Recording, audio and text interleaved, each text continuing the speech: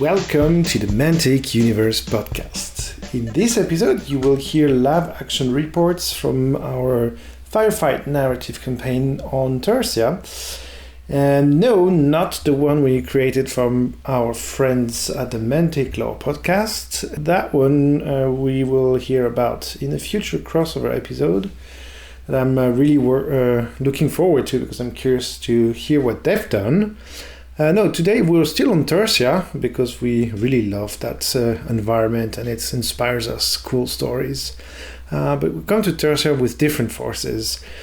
I kind of improvise a narrative to spice up our games during Chris's latest visit to Berlin. And we couldn't resist sharing those fun times with you, dear listeners.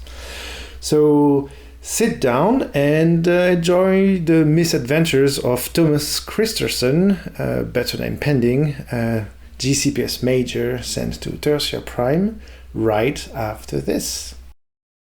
The Mantic Universe podcast. So much universe and so little time. So Chris, we're in Berlin. It's Saturday morning. Yesterday evening I picked you up at the train station, fed you delicious burritos, got you to visit the local club a little bit. Then we drove home and played a game of Firefight. That's right. Yeah, and so we were thinking initially, totally not planned, we should also play the Tersia campaign that we wrote for... The thing about us, Clem, is we're strategic planners. We don't ever do anything Absolutely, we at the last minute. Improvise in the last moment and then we'll see what happens. We don't ever do obvious things at the last minute because obvious things have never occurred to us. But if we had planned, it wouldn't have worked as well because you bought a second-hand army, GCPS army that literally arrived a few hours before you had to leave for the train station. Yes, and obviously that is that is fate telling me I must take GCPS with me. Absolutely. And so, yeah, if we had planned for it, it wouldn't... This whole thing just would never have happened. Right. And so yesterday, like the doofus we started playing at 10 p.m. or something after catching up. Half past 10. And so literally we have a 3x3 mat here that is installed and we had a very quick game without overthinking, okay, what are we going to do? But it works. It works great. 3x3. Yeah. And so I had 3 failed tack drone prints and we're like, oh yeah, that'll work for objective markers. Brilliant for terrain, Clem. Yeah. Failed prints. And let's just get started. And so we played, I think, 2 turns and then we're like, no, it's too late. We need to go sleep. Yes.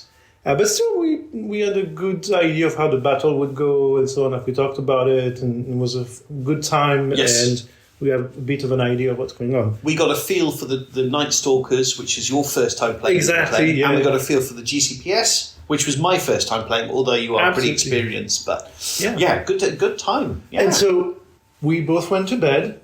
And because we have a big gaming day today, my brain was racing and I was thinking about all the things. And as I do in our gaming weekends, I wrote some fluff. So you received a special message.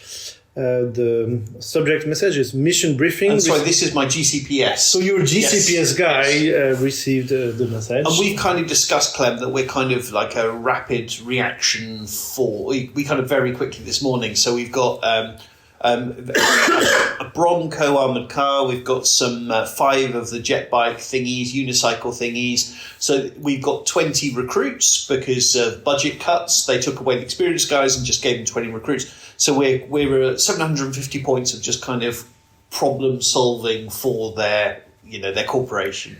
Absolutely. And so also we are on Tersia Prime, obviously, because it sounds like fun to just be on the same backdrop. Totally, of other stuff. Totally. All right. And so here's what I came up with. So there's a message, confidential, mission briefing, and the received from is Continental Administrator. I didn't come up with a name, but you get the idea, like Maxilius, blah, blah, blah, like, absurd Roman Empire inspired, high-ranking. Or possibly Prussian. Right. Like an administrative guy that gives military directions to you because that's what GCPS is about. And so the message goes like this. Major, for your first mission, since your deployment here on the northern region of Tersia Prime, I have an easy yet critical mission for you. Take Lieutenant XYZ, didn't come up with a name, and a detachment of men to Sector Alpha 7B. You must resolve the issues we have in that part of our installations on the planet. Our reports indicate Rebs activity and our environmental processing station in that area has been sabotaged. Use all means at your disposal, however you see fit, to rid us of this nuisance. Bring us back their heads and have your men fix the property, have the lieutenant's men fix the property of the corporation with the minimum amount of downtime. Any loss resulting from more than 2 hours of offline generators will be deducted from your budget of the next quarter. Oh, I like that, Clem. And given how profitable these are, trust me, you can't afford to waste any minute. Oh, Clem, that's so clever, because that's really the essence of the GCPS, right? It's all about the bottom line. Everything they do is a financial calculation. And little did they know, Rebs had nothing, at least directly, to do with the disruptions in Sector Alpha 7B. Flipping heck. But also, I imagine as well, there's an awful lot of blaming Rebs for just incompetence or things going Absolutely, wrong. or mismanagement. Exactly. It's not I gave you terrible orders, is Rebs are sabotaging my beautiful installation. Exactly. Yeah. So, those cheeky Rebs, they've done it again. Yeah, absolutely. And so play a mission with GCPS versus Night Stalker, so that's our game from last night. So it's kind of like reckoning what we actually did. Yeah, right. Nice. And so basically it's a random encounter. GCPS tried to hold positions, so like the things to fix. We tried. On the map. And from the Night Stalker's perspective, it basically is just laying a trap and try to eat their souls. Yeah. So that's what Night Stalkers do. Well, right? Pretty much. You've got to have the goal in life. And so the battle actually happened. And it was kind of a draw. I think we said GCPS was not in the best position ever, but at the same time you could potentially turn it around. Yeah. So I would say tactical retreats that makes sense would be to me, in order. That right? makes sense to me. So I think we decided, Clem, because we only played 2 rounds, but we kind of had a chat about what might have happened. And I think we kind of decided my 20 recruits in the middle were probably the key. Yeah. And you charge them with your stalkery? The Reapers. Reapers, that's them.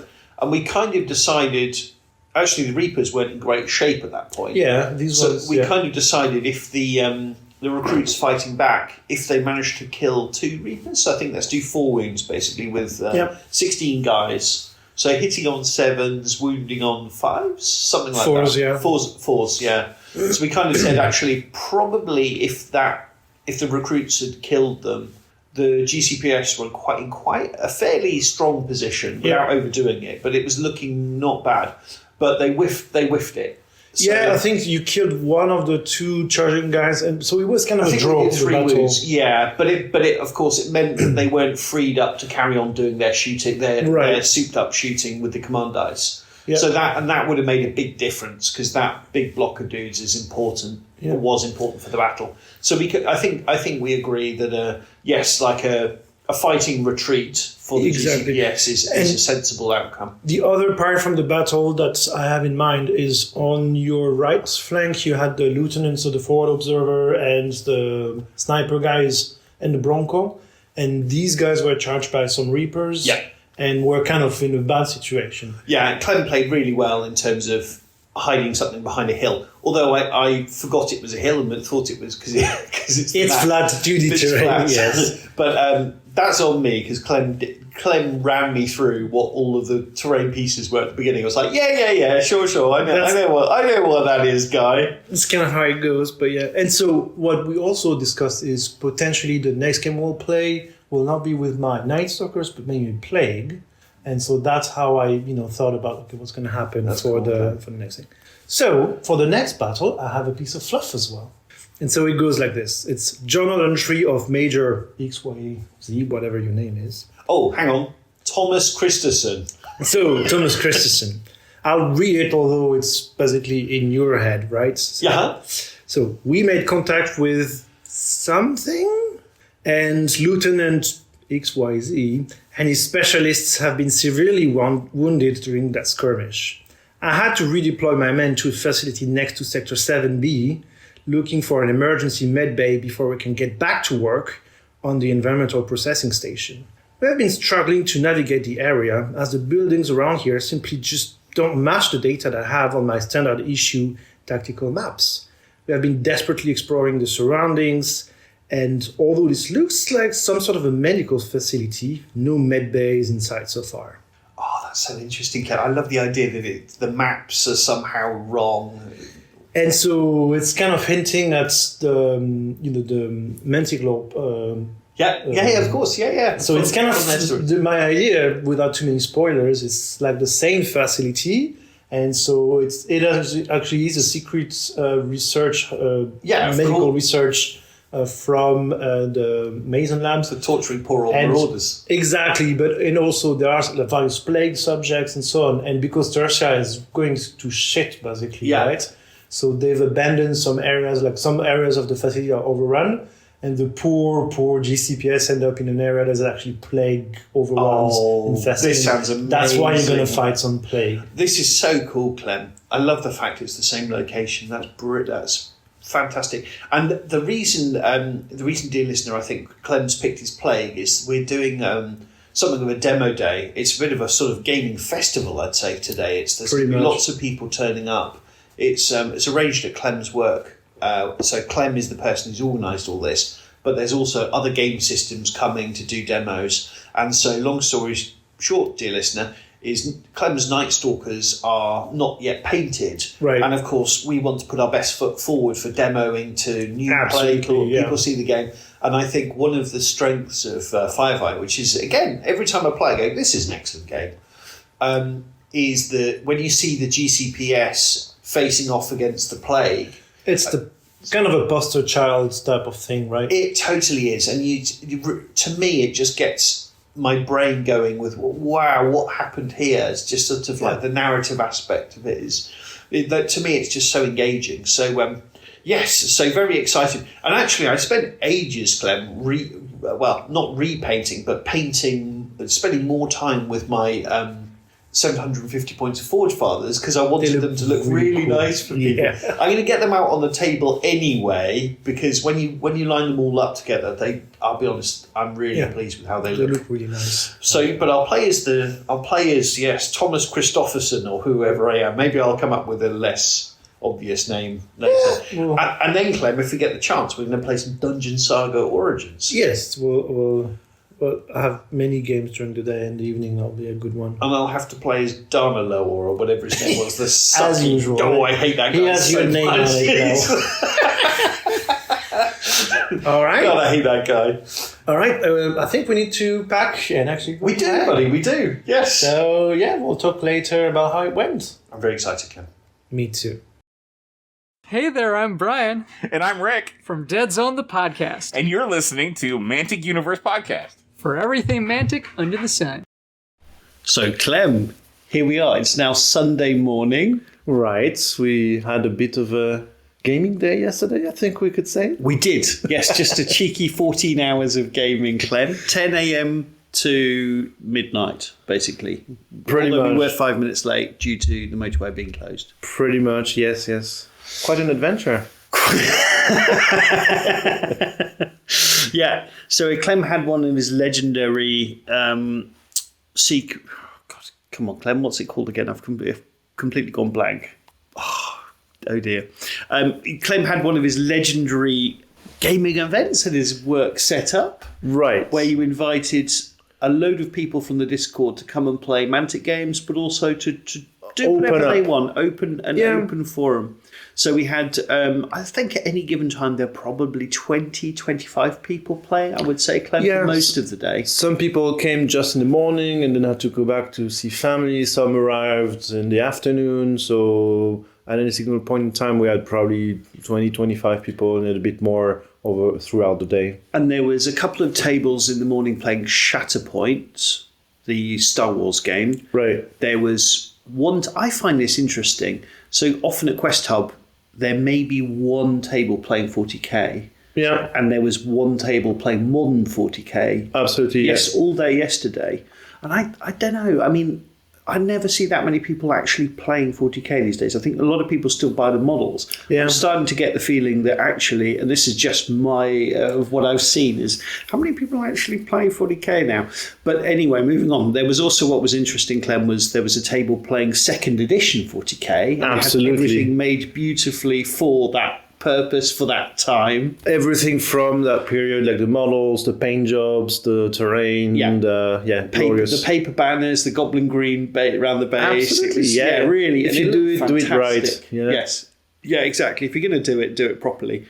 That looked absolutely amazing. And there was also, Clem, and I didn't get to try it because we were busy, but there was also a couple of people demoing their own game system, right? Where you kit bash models, and it looks really cool. It's a really, really interesting system. I haven't tried it yet, but I've checked the rules, and they're still developing it, and but it's really nice. It's well done. Really cool. And it's just really cool people are doing things like that, right? Yeah. And just inspired to do it. Yeah, and there were a small group of people playing BattleTech also. It was very funny because they had like the small hex table and then all of the laptops to the side to do the tracking and so on. And I was like, paper Bibles. Do you need to print something? I was like, oh, no, we use the computer. It's just so much easier. They had a long conversation about printing things. All of the tracking. Old company, I used to be able to print things, but I can't anymore. I'm not going to buy a printer just for BattleTech.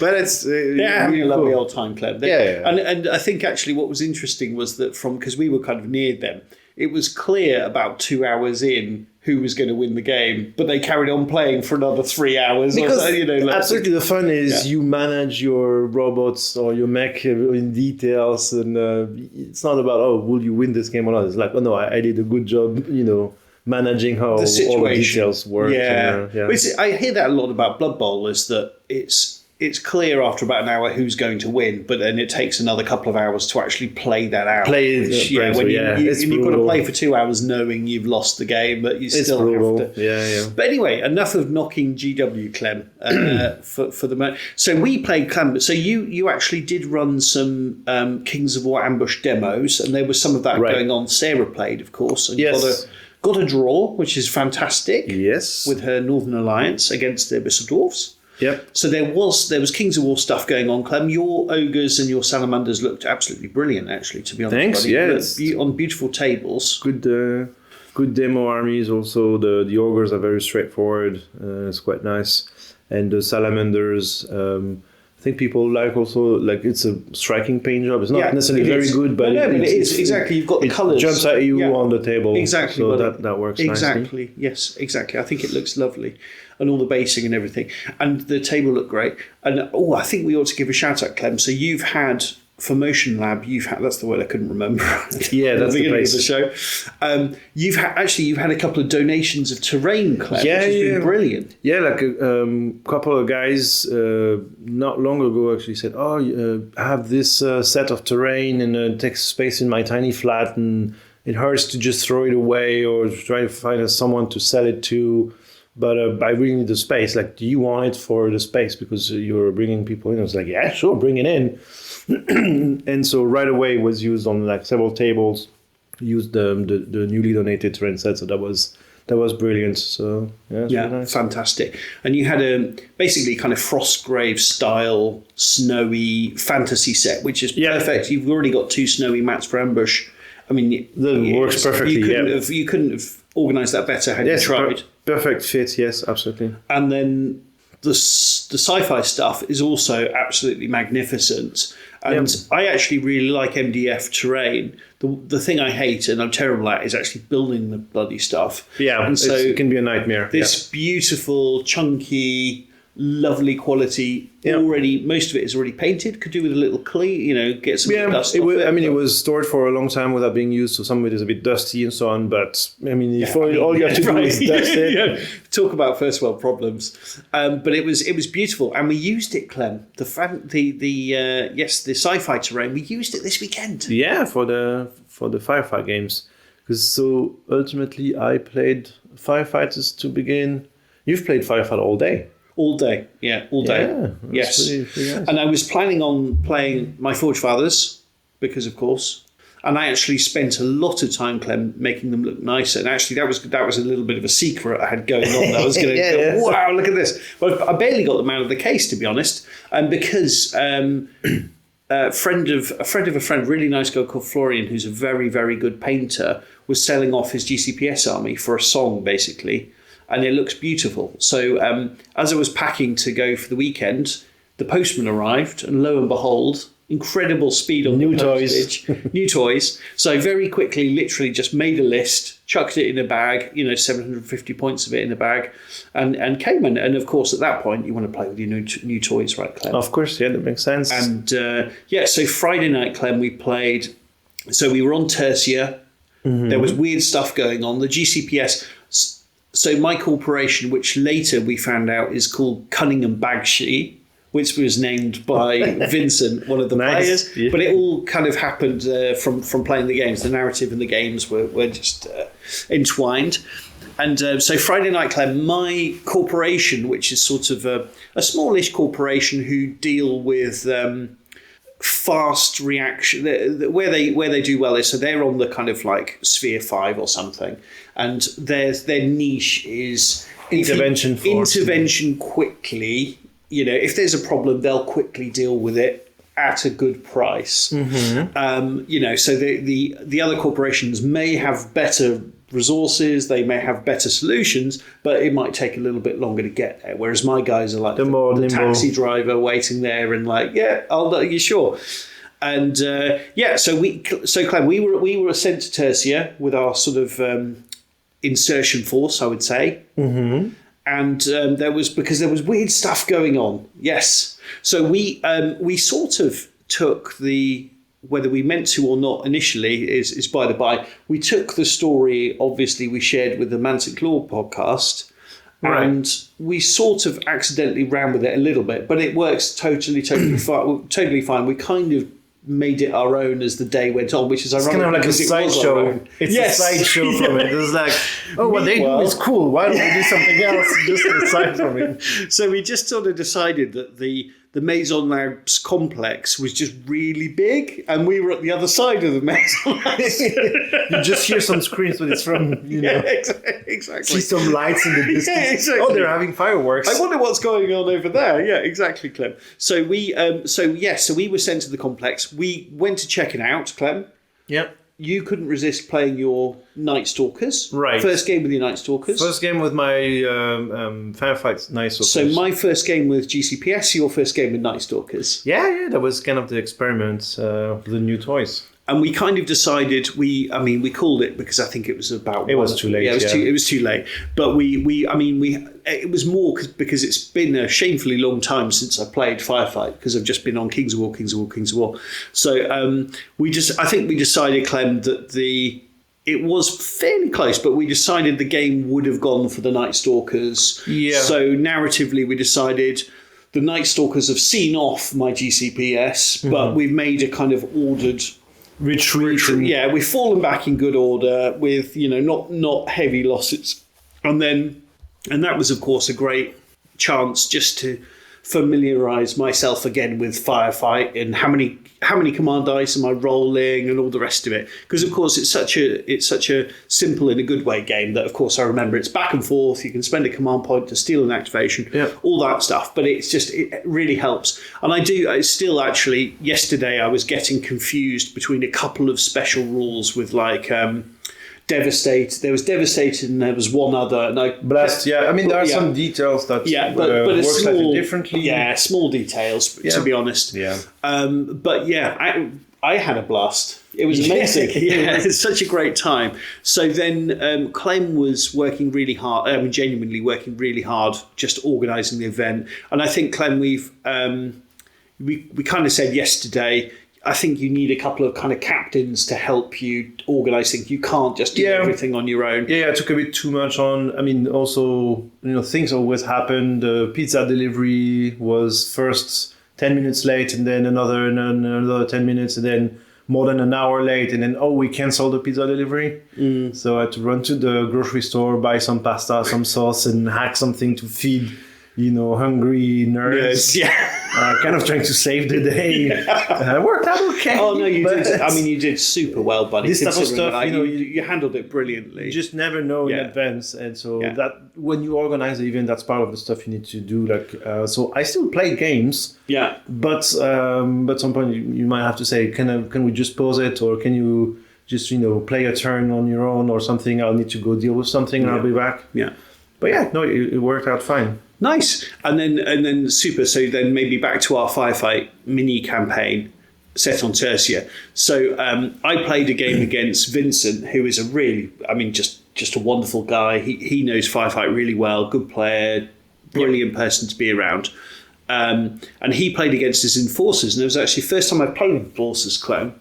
And we were fighting over, basically the enforcers were sent to kill us because we were kind of sniffing around where eradicate, some areas of the complex that you shouldn't be seeing. So we were basically a loose end for them to tie up. Exactly, Clem. But we were not. So we'd just been, unexpectedly attacked by the Night Stalkers, and then as we were falling back, we were set upon by the enforcers. So we weren't having a particularly good day, but it was an absolutely brilliant game. We had.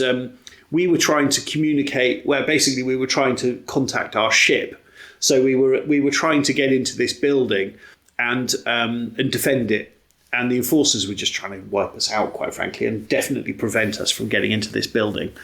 In parallel of this, I played with local guy that I know very well, and a really nice guy as well, who just bought some Asterians and started painting them, built them all and started painting them. So we did Night Stalkers versus Asterians, and we played, I'm not even sure what it's called in Firefight, the Dominate-like scenario with a building in the center, and so we agreed there's kind of a portal there, and the Asterians want to go and close it or do something with it. And the Night Stalkers are trying to fall back, prepare the arrival of more Night Stalkers. And I really wanted to play my terror also, so I had the big terror in the lists and some grunts around, right? And it was kind of a Night Stalkers defeat. I think we ended up saying, and then you guys took over for the game number 2. For the narrative. Right? So in your game, Clem, so the Asterians came down, obviously they're all about balance. They definitely don't want Night Stalkers spilling into this reality. So they came down to shut that down, and they very much did shut that down. I have to say, for his first game, he did quite well. With extreme prejudice. And it was... all the issues as a shooting army I had on the Friday night, where you got into me and I didn't get a chance to shoot at you, and it was, this is frustrating. He did not have that problem.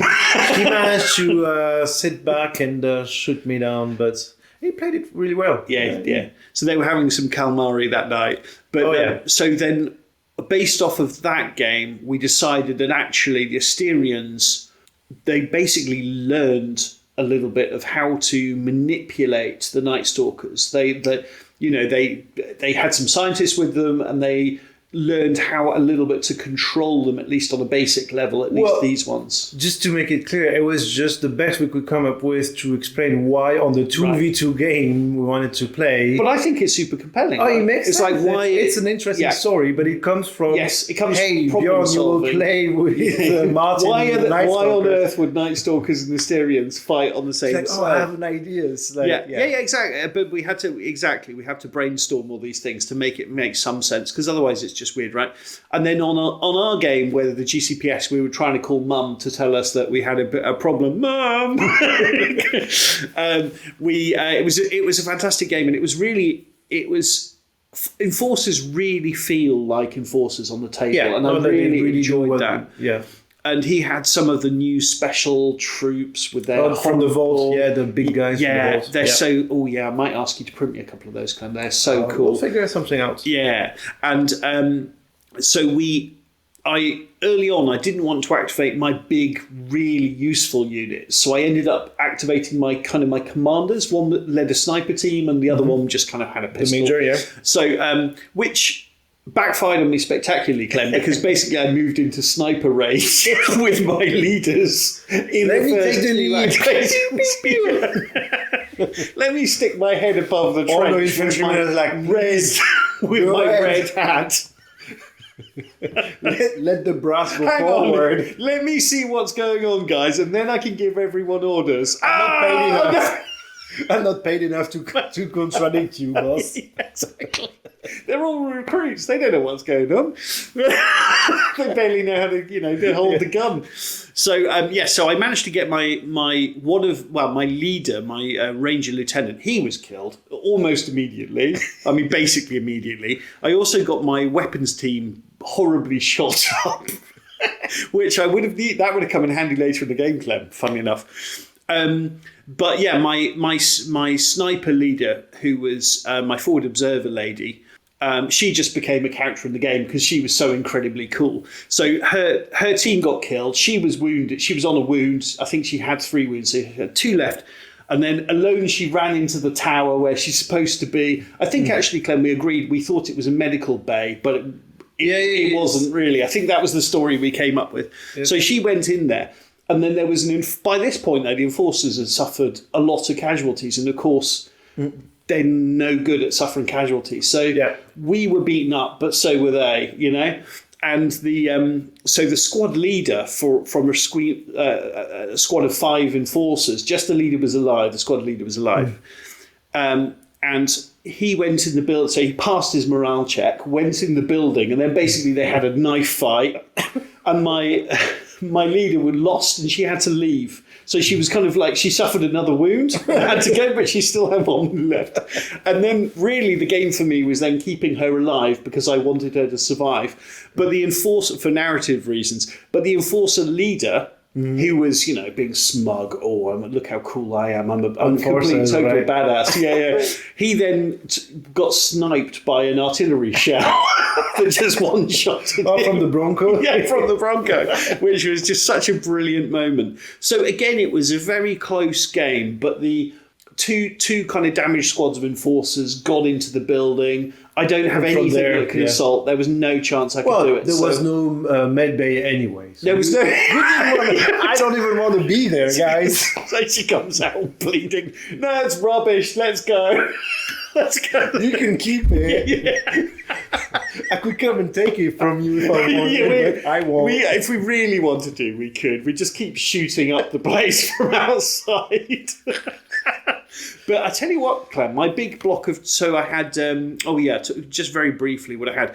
I had a weapons team with the rocket launchers, had the Bronco, which was brilliant for 120 points. It was my star of the game. So, I think it's the Corvus Terrain printed model. Yes, right? Yes. Really nice. Beautiful. Fits it beautifully. And I've got 2 of the Wolverine tanks to paint up because I gave one to Manuel. I had a pack of 3. I gave one to Manuel to say thanks for printing me so much stuff. And I had a block of 20 recruits. So I had the Ranger Lieutenant, I think, leader, forward observer with 4 other snipers, so a team of 5 snipers, which I played very poorly throughout the game, but we got some brilliant narrative stuff from them. Yeah, the block of 20 recruits.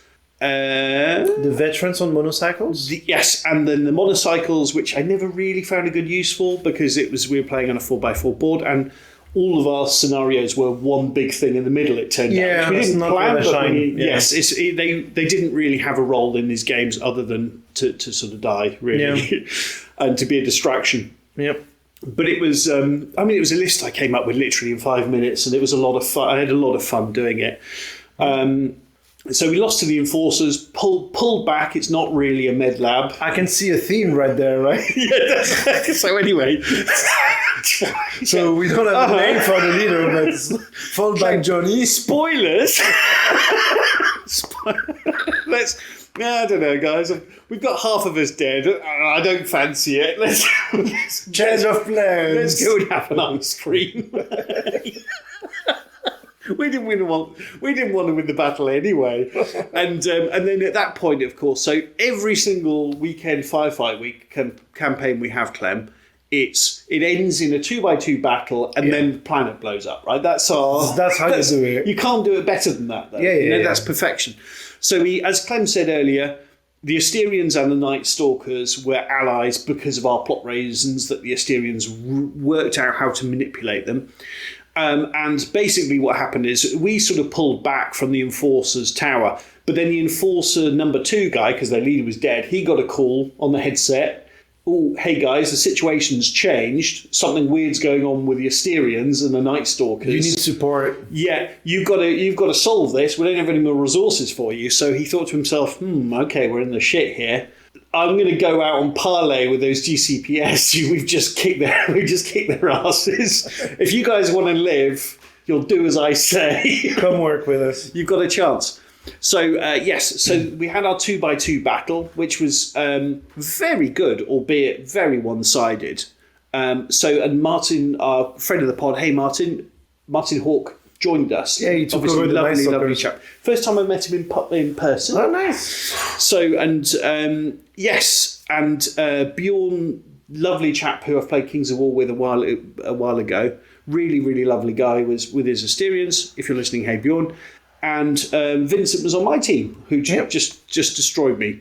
So it was a very one-sided game, Clem, and we just did our best. That's all we can say. It turns out the Asterians and the Night Stalkers in combination. I mean, they played really well. Don't get me wrong, but we had no chance to get at the. So we started off. We had 2 sniper teams on one flank, and we were trying to snipe down the marionettes.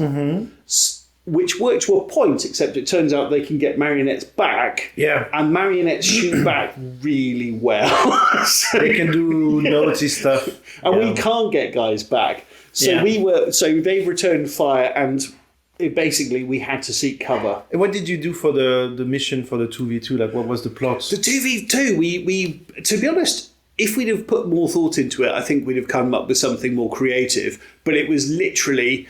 So the Asterians, they have this secret.